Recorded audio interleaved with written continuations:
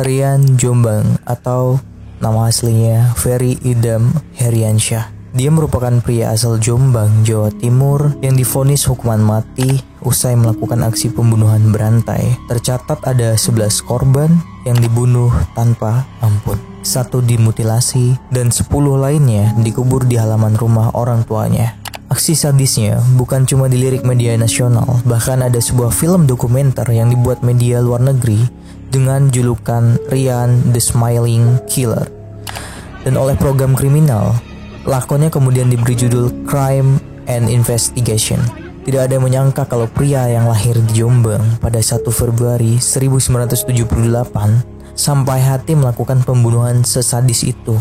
Semasa kecil hingga beranjak remaja, Rian dikenal lingkungan sebagai sosok sangat sopan, ramah, dan tidak pernah bergaul dengan anak-anak nakal di kampungnya. Dia juga berasal dari keluarga berkecukupan dan dia juga memiliki prestasi membanggakan. Karena itu Rian Jombang bisa masuk ke SMP favorit dengan sangat mudah.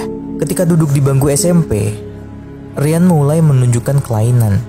Gaya bicara mulai berubah menjadi gemulai. Dia lebih suka bergaul dengan anak-anak perempuan, ikut ekstrakurikuler menari, dan mulai gemar berdandan. Walau dia kerap diejek oleh teman-teman sekolahnya, tapi dia tidak pernah menggubris, bahkan dia tetap menjadi peringkat 1 semasa SMP.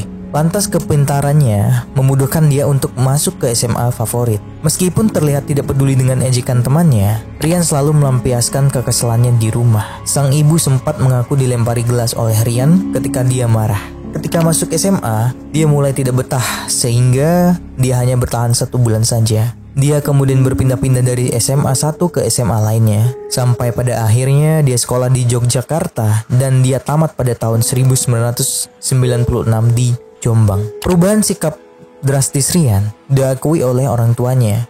Ketika dia pulang bertamasya dari Jogja, pada saat itu Rian masih kelas 3 SMP dan berkunjung ke pantai Parangtritis. Saat tamasya, dia menemukan sepasang boneka, di mana boneka ini pernah dilihat sepupu dan kakak tirinya. Boneka yang perempuan lalu disimpan Rian, sementara boneka laki-laki disimpan temannya. Seusai menyimpan boneka itu, perubahan terus terjadi pada diri Rian Jombang. Ketika itu dia bersikap semakin mirip dengan perempuan, dan dia juga mengalami stres, sampai-sampai dia harus dirawat di rumah sakit selama 2 minggu. Dia juga mendapat perawatan dari seorang kiai. Oleh sang kiai lalu diminta mengembalikan boneka tersebut ke Parangtritis. Namun setelah tahu boneka itu dikembalikan ke Parangtritis, Rian menjadi sangat-sangat berontak. Bahkan ketika dia pulang dari rumah sakit, dia bahkan sempat mengejar ibunya dengan pisau dan mengancam mau membunuh ibunya. Dari sana sikap Rian mulai berubah drastis. Beranjak dewasa, dia mengajar ngaji. Dia dikenal cerdas soal agama. Bahkan anak-anak didiknya banyak yang memenangkan lomba mengaji di tingkat desa. Rian juga sempat terpantau rehat mengajar ngaji. Dan tidak ada yang menyangka ketika itu dia membunuh guru ngaji lelaki lainnya. Itu adalah korban pertama, di mana Rian sakit hati karena laki-laki yang dia sukai itu hendak menikah. Amarah pun diluapkan dengan pembunuhan. Dan ketika mengajar mengaji, tak ada yang menyangka jika dia sudah berhasil membunuh 5 orang. Sampai kemudian bertambah menjadi 10, diantaranya 1 balita 3 tahun dan seorang wanita, sementara 1 korban lainnya dibunuh di Jakarta. Dan menjadi cikal bakal kasusnya terungkap.